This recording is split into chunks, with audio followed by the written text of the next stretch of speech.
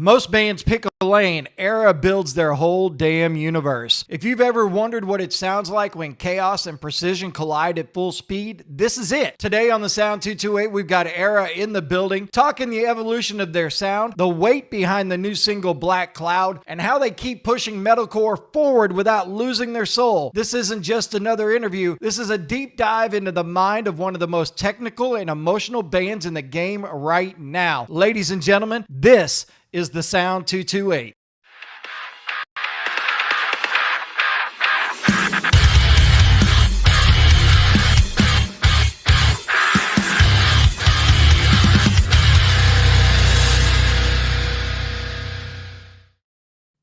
All right, welcome to another. How did we switch again?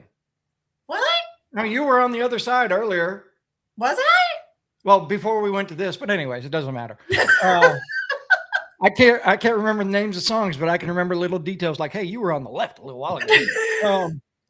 Anyways, I am Kevin Harris. I'm Lisa Wills. And today, this is, I told you off behind the scenes a little while ago, since the sound started in 2018, Jared unfortunately can't be with us today, but Jared has been wanting to get this band on the show since 2018. So now we finally got him. And Jared's not here. So Jared, no kidding. My metalcore heart is screaming with joy about this guest. So let's bring him in. All right, here we go. We are getting Joseph from ERRA. How are you? Joseph is my real name. Yes, JT. Of force of habit. Everybody calls me JT. I wasn't sure which way to go. I saw it. I'm at the dentist's office. I'm like, Joseph? I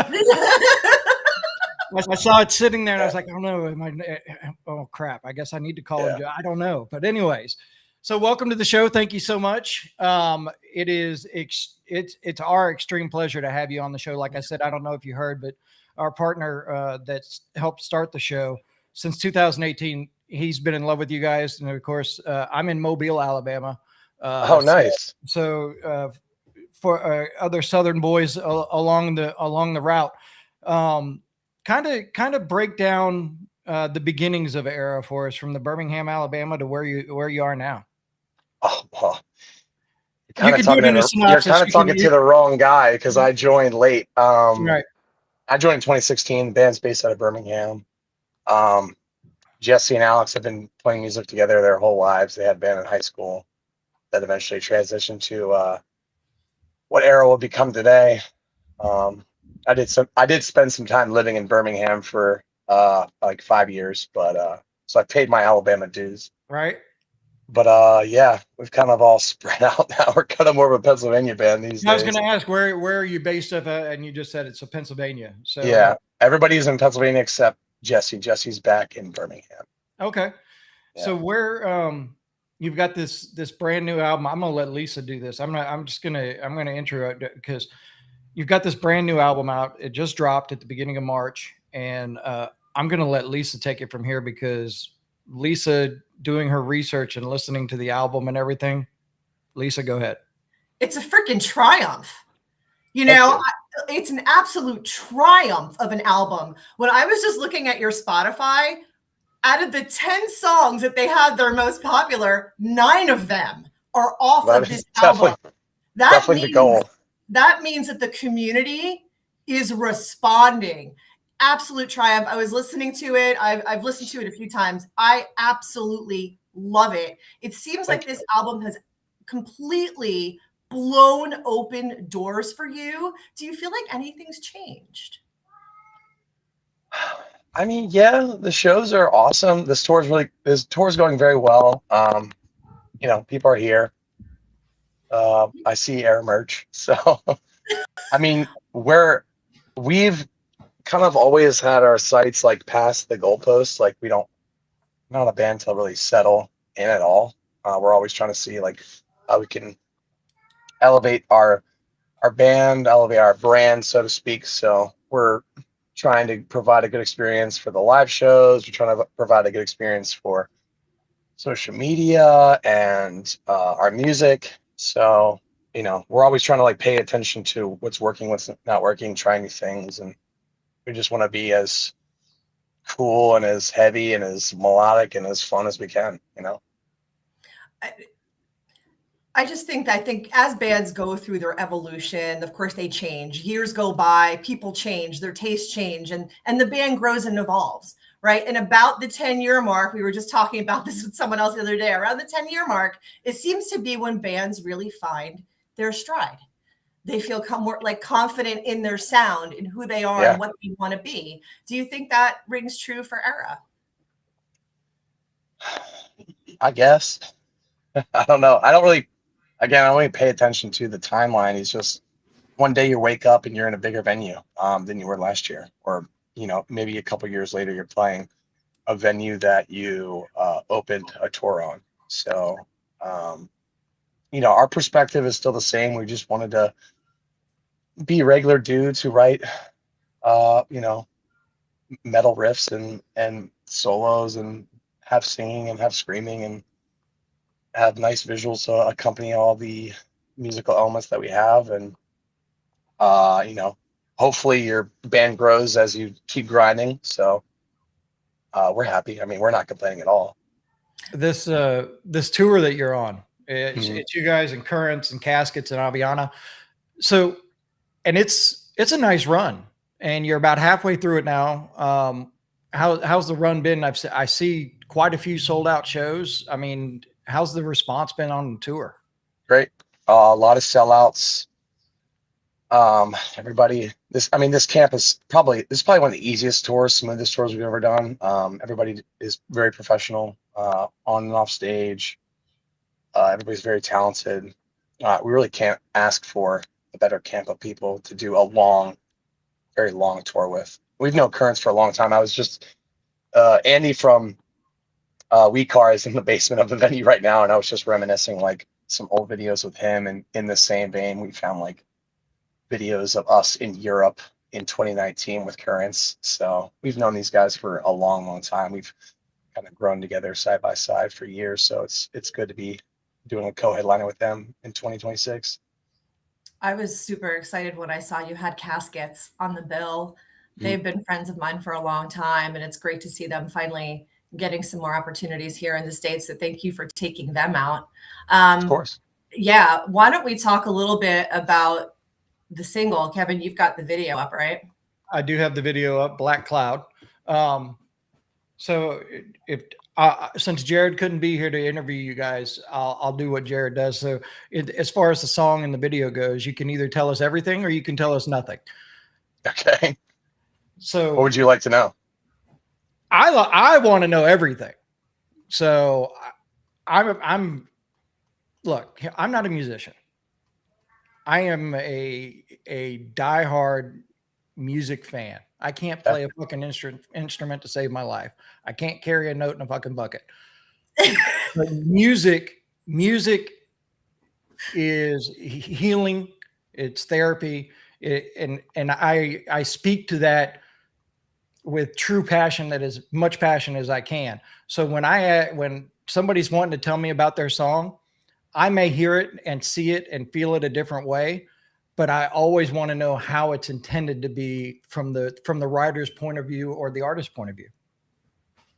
How it's intended to be like consumed? Well, consumed, or what the meaning of the song is, or what the purpose of the song is, or what drove the writing of the song, stuff like that. Are we talking about Black Cloud? We are talking about Black Cloud. Okay. The song I'm not on. Well, I get I'll that. do I will do my best to speak for him. Him being Jesse. When that song was written, just here's some backstory. Here was the first record that we started working with a producer that was more involved in the creation of the music, and that's Dan Bronstein. And for this time around, it was great to be back. He's awesome to work with. He really wanted a ballad out of Jesse, and I've had plenty of songs where it's kind of just me on vocals. So I definitely don't mind taking a backseat to songs like this. It's a beautiful song. I do like how we can showcase a pretty aggressive range of instrumental and vocal arrangements across one record. So like the contrast between like the JT heavy songs, more the back half, and then songs like Black Cloud. And Jesse's always been heavily influenced by bands like Say of Sin, Secret and Whisper, which you'll hear a little bit of those nuances in Black Cloud. But Black Cloud's just kind of like not trying to be anything it's not. It's just like a beautiful, like playful, kind of like a rock song amongst ERRA's catalog, and big chorus, gentle verses, little crescendo towards the end, a little bit of a solo in there. It's just supposed to make you feel good. The song topic itself is actually kind of dark. It's about father, or having a father, and dealing with the death of a parent. So it's a darker topic, but the contrast is supposed to be a little bit of juxtaposition between a pretty song with, darker lyrics, which has kind of been our trend across the last 2 records, honestly. Gotcha. Well, we're gonna play it. We're gonna play it real quick, and then after that, we'll come back and chat with you a little bit more about the tour, what's going on in the future with the rest of the album, and then we'll get some info from you. But right now, here is ERRA. It is Black Cloud, and you are watching The Sound. Yeah, you'll have to excuse me. I'm always the one. Go ahead. I'm always the one that does the interviews, but I'm not a primary songwriter, so I'm always stuck answering questions that's hard for me to answer without Jesse being here. So no, I'll do my best. All good. Yeah.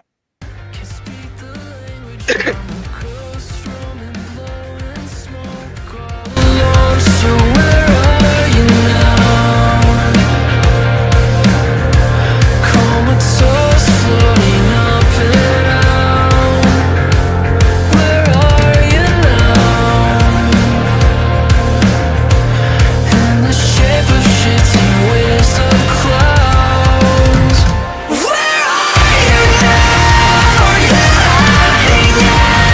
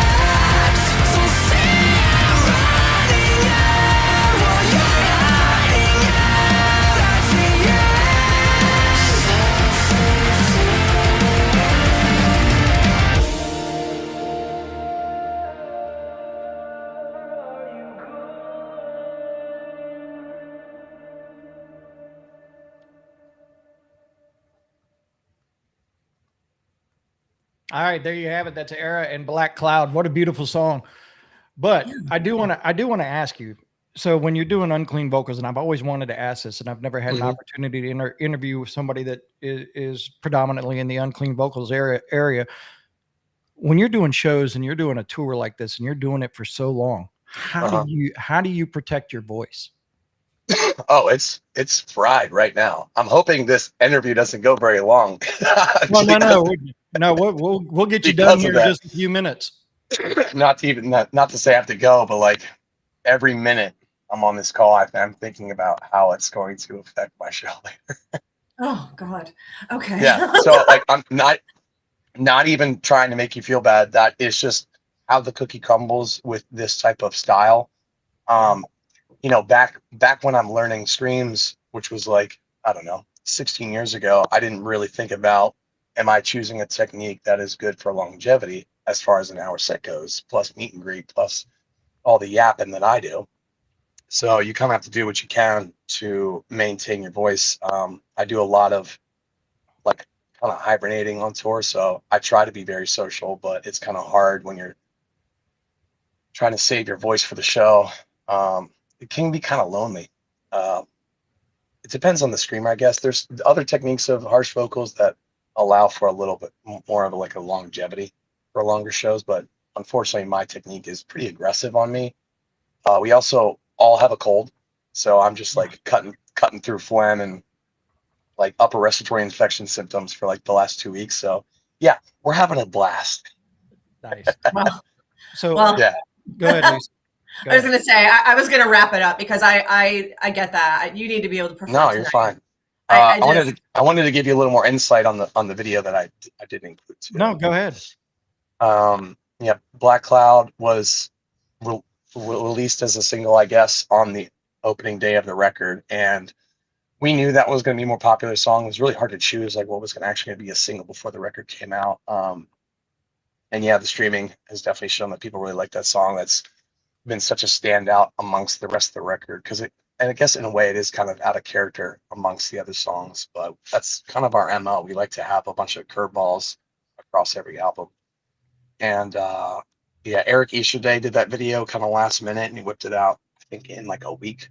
He's he's the guy that did the most recent Wage War Swamp video, Song of the Swamp, I think. We've known him for a long time. We were on the road with him with the Acacia Stream like 8 years ago. We've known him for a while. Good dude. Love the product. We thought the video represented the kind of the story that was associated with the lyrics. We're pretty happy with how it came out. Even when you broke it out of kind of what the song was about, and then watching the video, he did a really fantastic job putting that together. So if somebody's trying to find ERRA, where's the easiest? Is it the website, social media? Wherever they consume their music, we're on all platforms.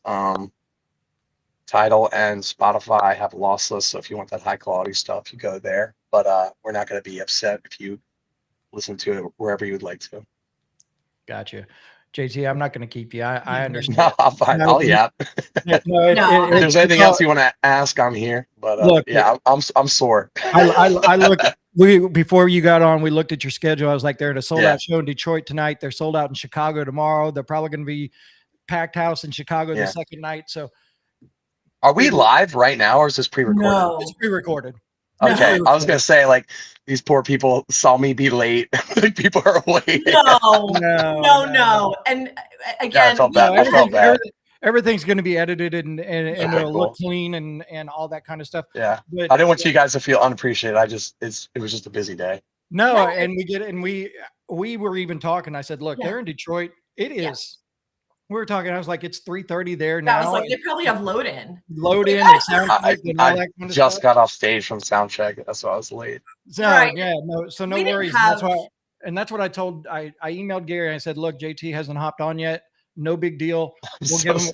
No. We'll give him a couple minutes. If not, we'll work on rescheduling. It's not a big deal to us because we understand the musician side of things.